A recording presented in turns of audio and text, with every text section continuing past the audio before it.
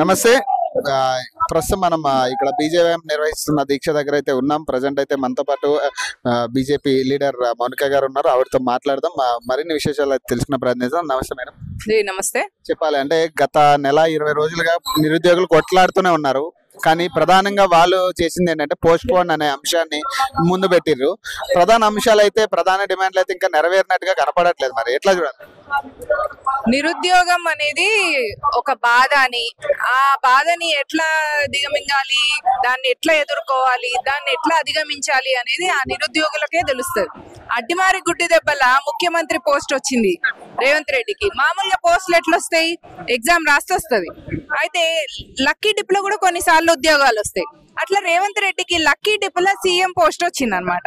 అందుకనే ఆయనకి ఏం తెలుస్తలేదు, మనవాడితో ఆడుకుంటున్నాడు. చెంగిచెర్ల ఆడోళ్ళ మీద, హిందూ స్త్రీల మీద మగవాళ్ళు దాడి చేస్తే, ముస్లిం మగవాళ్ళు, ఆయన హోలీ ఆడుతున్నాడు. అక్కడ వాళ్ళు రక్తంతో హోలీ ఆడితే ఈయన హోలీ ఆడి సోషల్ మీడియాలో ఫోటోలు పెడుతున్నాడు.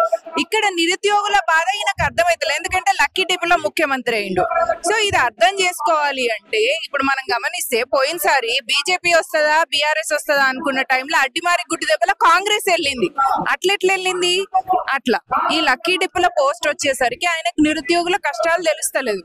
కాబట్టి రేవంత్ రెడ్డి గారు తెలుసుకొని పిల్లలకు ఎప్పుడైతే విద్య, వైద్యం, ఉపాధి ఇయ్యనప్పుడు ఏ ప్రభుత్వం అయినా కూడా అధోగతి పాలైపోతుంది, పతనం అయిపోతుంది. రేవంత్ రెడ్డి తన పతనాన్ని తానే కోరుకుంటున్నారు. ఆయన చేసే పనులతోనే ఆయన పతనం గ్యారంటీ. ఒకటి. రెండోది ఏంటిదంటే ఆయనకు కూడా తెలుసు వచ్చేసారి మళ్ళీ మేము ప్రభుత్వంలోకి రాము అన్న విషయం ఆయనకు కూడా తెలుసు. కాబట్టి ఆయన ఏం చేయాలనుకుంటున్నాడంటే ఆయనకి ఏం తోసిందో అది చేసుకుంటూ వెళ్తున్నాడు. కాబట్టి మనం ప్రశ్నిస్తాం. మహిళా మోర్చా ద్వారా మహిళలకు ఇస్తాన్న గ్యారంటీలు ఇవ్వలేదు అని భారతీయ జనతా పార్టీ కార్యకర్తలు ప్రశ్నిస్తారు. యువకులకు ఇవ్వాల్సిన ఉపాధి హామీలు నెరవేర్చినప్పుడు యువకులు కూడా ప్రశ్నిస్తారు. రేవంత్ రెడ్డి తెలంగాణ ప్రజలను పెనం మించలు పొయ్యిలబడేలాగా చేసినా అని అనుకుంటున్నామేమో, కాంగ్రెస్ ప్రభుత్వాన్ని భూస్థాపితం చేసే సత్తా తెలంగాణ ప్రజలకు ఉన్నది. ఇప్పుడు డిఎస్సి వాళ్ళు కూడా కొన్ని హామీలు అడిగారు, వాళ్ళకి నెరవేరిన పరిస్థితి. కోడింగ్స్ కానీ లేదంటే ఏదైతే పబ్లిసిటీ పరంగా వాటిని వాడుకుంటున్నారు. మేము 11,000 డిఎస్సీలు ఇచ్చినాం ఇట్లాగా. మరి నిన్న గ్రూప్ 2 కి సంబంధించి కూడా పోస్ట్ పోన్ అంశాన్ని కూడా వాళ్ళు ప్రచారం చేసుకుంటారు. ఎట్లా చూడాలి? అదే అంటున్నా, వీళ్ళకు ఎట్లా ప్రచారం చేసుకుందామా, ఆ ప్రచారంతో 5 ఏళ్ళు ఎట్లా గడుపుదామా, ఏ టెండర్లు పెట్టేసుకొని కమిషన్లు ఎట్లా తీసుకుందామా, ఇంతకు మించి వేరే ఆలోచన లేదు. ఎందుకంటే నేను ఇందాక చెప్పినట్టే అడ్డిమారి గుడ్డి దెబ్బల వీళ్ళు తెచ్చుకున్నారు ప్రభుత్వాన్ని. ఈ ప్రభుత్వం ఎన్ని రోజులు ఉంటుందన్న గ్యారంటీ కూడా లేదు. ఆ విషయం ప్రజలతో పాటు కాంగ్రెస్ లో ఉన్న ప్రతి ఒక్క లీడర్ కి కూడా తెలుసు. ఎందుకంటే వాళ్ళ రాజకీయ జీవితం అయిపోతుంది అన్న టైంలో మినిస్ట్రీలు వచ్చిన వాళ్ళు కాంగ్రెస్ మినిస్టర్లు, అందరు మంత్రులు. కాబట్టి వీళ్ళకి అదే ఉద్దేశం ఉంది. ఎట్లాంటి హామీలు వీళ్ళు నెరవేర్చరు. మహిళలకు ఇచ్చిన హామీలు నెరవేర్చరు, యువకులకు ఇచ్చిన హామీలు నెరవేర్చరు. కాకపోతే కొద్దో గొప్పన కనీసం రైతులన్నా చూసుకుంటారేమో అని మేము ఆశతోని ఆదరణలు కూడా మొదలు పెడతాం. మేము ఇవి అదే అండి, రైతు అంటే అన్నదాత కాబట్టి కనీసం వాటిలన్నా అన్ని నెరవేర్చేటట్టుగా మేము రేవంత్ రెడ్డిని వంగబెట్టి ఆ పనులు చేసేలాగా చేస్తాం. బట్టి విక్రమార్క గారు గతంలో 1:100 సాధ్యం అవుతుంది అన్నారు, ఇప్పుడేమో 1:100 సాధ్యం కాదంటున్నారు. మరి ఎట్లా చూడాలి? ఇదే నేను చెప్పిన కదండి, వీళ్ళు ఇచ్చే హామీలన్నీ కూడా వీళ్ళ తెలివి, సగం తెలివి అనడానికి చెప్తారు. నేను చిన్న ఎగ్జాంపుల్ చెప్తాను మీకు.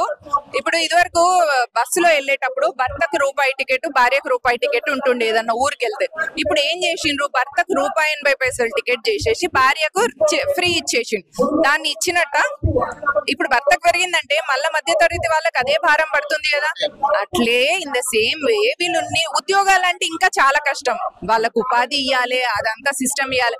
ఈ కాంగ్రెస్ వల్ల ఇప్పుడు మన రేవంత్ రెడ్డి ఏమన్నాడు, నేను లంకె బిందెల కోసం వచ్చాను అంటే దొంగతనం చేయనీకి వచ్చిండు. అంటే ఎట్లా లూటీ చేద్దామా తెలంగాణలో వచ్చిండు. ఆల్రెడీ కేసీఆర్ లూటీ చేసిండు, ఇప్పుడు ఈయన ఇంత లూటీ చేయనీకి వచ్చిండు. కాబట్టి వీళ్ళకు అదే ఉద్దేశం ఉంటది తప్ప అంతకు మించి వేరేది ఉండదు. ఈ లోకల్ బాడీలో కాస్త కూస్త గెలిచి అట్లీస్ట్ మళ్ళీ పవర్ చేసి మళ్ళీ కమిషన్లు దొబ్బడం. ఆల్ టుగెదర్ సెంటర్ ఏంటిదంటే కమిషన్లు ఎట్లా తెచ్చుకోవాలి. ప్రతిపక్షాల మీద వింటున్నారు. మరి ఈ నిరుద్యోగుల ధర్నాలు కావచ్చు, ఏం జరిగినా కూడా రాష్ట్రంలో ఏం జరిగినా కూడా ప్రతిపక్షాల హయాంలోనే జరుగుతున్నాయి. ఇవన్నీ కావాలని కుట్రలు చేస్తున్నారా? మరి కావాలని ప్రతిపక్షాలు కుట్ర చేసి గవర్నమెంట్ నీకు నడపరానప్పుడు మరి బానే గద్దె దిగు, మేమే నడుపుకుంటాం, ప్రతిపక్షాలను మేము నడుపుకుంటాం. ఇట్లాంటి ధర్నాలు కాకుండా మేము ప్రజల్ని చూసుకుంటాం, తెలంగాణ ఆడబిడ్డల్ని కాపాడుకుంటాం, తెలంగాణ యువకుల్ని కాపాడుకుంటాం, తెలంగాణ రైతుల్ని కాపాడుకుంటాం, తెలంగాణని కాపాడుకుంటాం.